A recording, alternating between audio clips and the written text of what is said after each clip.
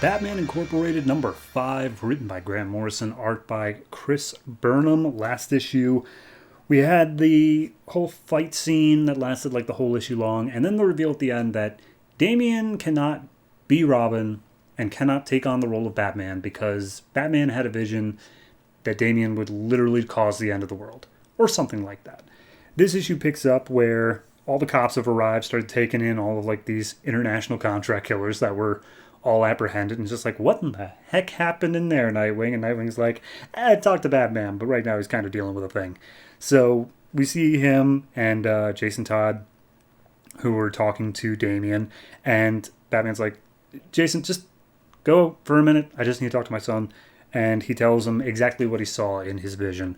And the entire issue is pretty much just that, where we see Damian as Batman. The city is on fire. He is being attacked by just a huge mob of people who were infected with the Joker virus.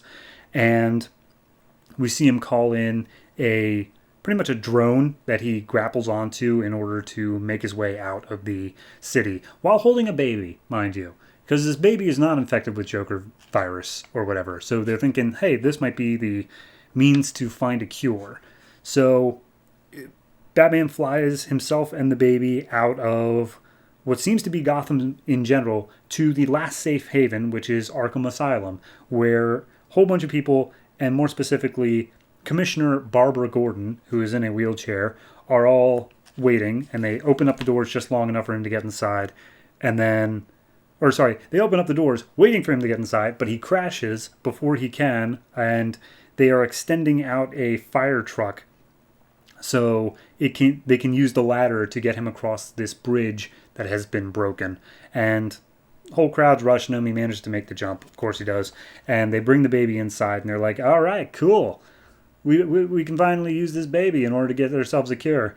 And Barbara lights up a cigarette, and they're like, that stuff will kill you. And he's like, yeah, if only, am I right? I can't seem to do anything to die in this hell of a world. So they explain how, Joker virus took over, blah, blah, blah, and they're looking for the cure. So then we cut over to the president briefly of the United States, who's like, we might have to nuke Gotham because it's crazy in there right now and nobody's answering our calls.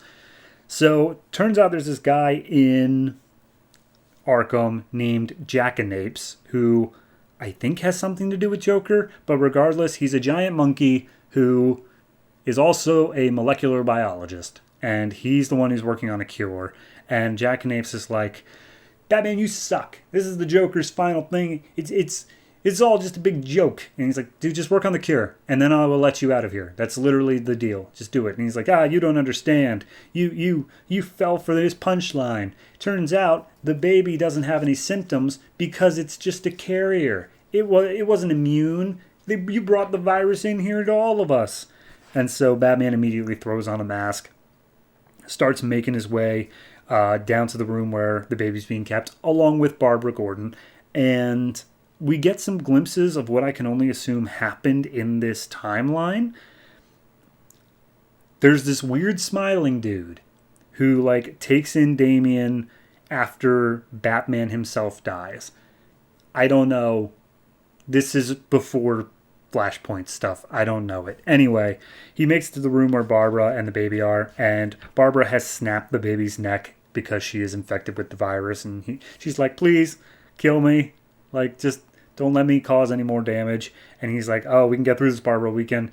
And she turns around, she's got a grenade launcher in her hands, fires it at Batman.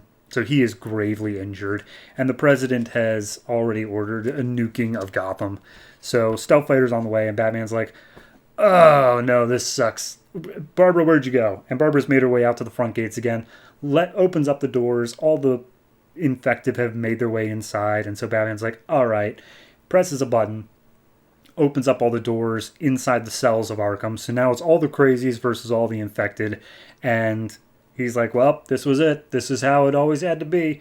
And we see the nuke being dropped. It goes off, and Gotham goes up completely in flames, everyone being incinerated. And Batman's like, that's probably how it's going to happen. That's the way I saw it happening. It might be a little bit different, but either way, it's a vision. And you you are the cause of it. And Damien's like, no, it's a dream. Nobody knows the future. Why do you want me to go back to mom? I don't want to do that. I want to stay here with you. And at that point, Batman gets a call over the radios from Night Squire, Batwing, a couple other people who have made their way to a homeless shelter on Crime Alley that has been taken over by Leviathan. It's being used as a base for them. And Batman's like, I didn't give you that target. Who gave you that target? It's a trap. Get out of there. And as they pull down one of the banners, they see it's loaded up with dynamite, and supposedly everyone in the room is dead. I don't think so, because Batwing's got his own book. But regardless, there's our cliffhanger. It doesn't do a lot to further the story of Batman Incorporated, but then again, it's all been part of Grant Morrison's whole big thing since like Final Crisis. So I know that this is just kind of an extra little thing on top of it that Morrison's like, yeah, no, I mean, you would know this if you read all this stuff beforehand. So I'm not opposed to it. I don't think it's poorly done, but it is kind of an issue for me of like, I know that we're reaching back into prior continuity, and it's just like, are we, like, I don't feel knowledgeable about it, and I don't think that this did a good job of informing me. So overall, I'd say it's like a 7. Yeah, that seems fair. I think 7's fine for this. It's not doing a whole lot. It's just kind of, hey, here was this alternate timeline we showed once before. We're going to show it again, and we're going to show how it all ended. So it's interesting at the very least, and it sets up a good cliffhanger for next issue. So I'll give it a 7 and keep it at that.